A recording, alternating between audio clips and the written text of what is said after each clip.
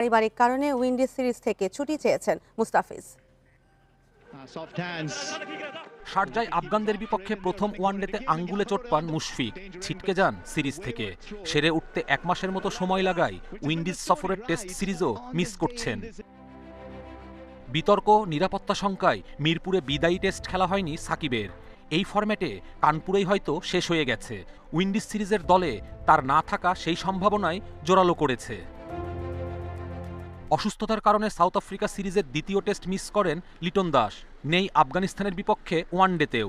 Windies series দিয়ে ফিরছেন তিনি।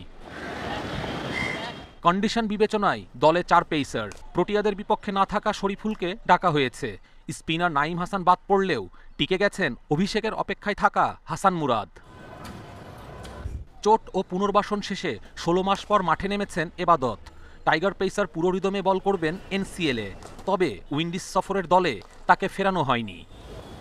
ক্যারিবীয়দের বিপক্ষে ওডিআই ও টি20ও আছে। সন্তান সম্ভবা স্ত্রীর পাশে থাকতে ছুটি চেয়েছেন মুস্তাফিজ। বিসিবিও প্রাথমিকভাবে সম্মতি দিয়েছে তার আবেদনে।